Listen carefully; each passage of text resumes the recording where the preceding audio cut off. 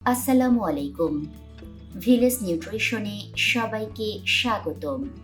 আজ আমরা জানব লাউ। লাউ একটি লতানো গাছ। লতা নরম, রোমশ। পাতা সরল, একান্তর, বৃন্তক, নরম ও 5 খণ্ডে বিভক্ত। ফুল একক, বৃহৎ সাদা বর্ণের, গর্ভাশয় ইনফেরিয়র। ফল 40 থেকে 60 সেন্টিমিটার লম্বা হয়, আবার কখনো আরো বড় হতে পারে। ফল গোলাকার কিংবা লম্বাটে হয়। প্রাপ্তিস্থান বাংলাদেশের সর্বত্রই প্রচুর পরিমাণে চাষ করা হয়ে থাকে। রাসায়নিক উপাদান লাউ ফল থেকে ভিটামিন বি, ভিটামিন সি ও কার্বোহাইড্রেট পাওয়া যায়। লাউয়ের বীচিতে অনুদায়ী তেল, প্রোটিন, অ্যামাইনো অ্যাসিড ও ফ্যাটি অ্যাসিড এবং লাউ ফুলের রেণুতে ফ্লোভোনয়েড বিদ্যমান। ব্যবহার্য অংশ ফল, পাতা, ডগা ও বীজ। বিশেষ কার্যকারিতা পিত্ত প্রশমক, মূত্রকারক, পুষ্টিকারক, দাহ নিবারক এবং শীতলকারক। রোগ অনুযায়ী ব্যবহার পদ্ধতি রোগের নাম হাত পা জ্বালাপোড়া। ব্যবহার্য অংশ ফলের রস, মাত্রা 10 থেকে 15 মিলিগ্রাম। ব্যবহার পদ্ধতি ফল আগুনে ঝলসিয়ে রস নিয়ে তাতে আধা কাপ আরক গোলাপ সহ সেব্য। উক্ত নিয়মে 2 থেকে 3 বার সেব্য।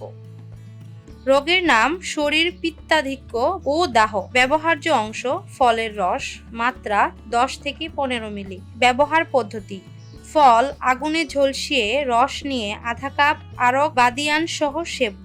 উক্ত নিয়মে প্রত্যহ 2 থেকে 3 বার সেবনে উপকার হয়। রোগের নাম মূত্রকৃচ্ছতা ও প্রস্রাবের জ্বালাপোড়া। ব্যবহার্য অংশ বীজ আধা চূর্ণ, মাত্রা 10 থেকে 15 গ্রাম। ব্যবহার পদ্ধতি লাউ বীজের সাথে সমপরিমাণ তরমুজ বীজ মিশিয়ে 2 কাপ পানিতে জাল করে 1 কাপ থাকতে নামিয়ে ছেঁকে নিয়ে প্রয়োজন মতো চিনি বা মিছরি সহ প্রত্যহ 2 থেকে 3 বার সেব্য। নিয়মিত 15 থেকে 20 দিন সেবন করা আবশ্যক।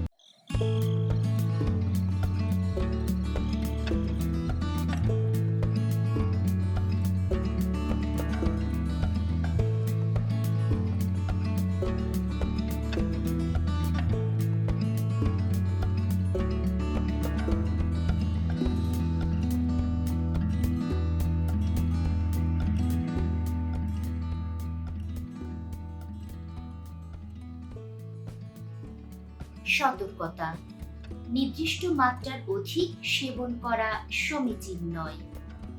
আমাদের ধারাবাহিক প্রতিবেদনগুলো আপনাদের কেমন লাগছে তা কমেন্ট করে জানাতে পারেন। আপনাদের কোনো পরামর্শ থাকলে তাও জানাতে পারেন।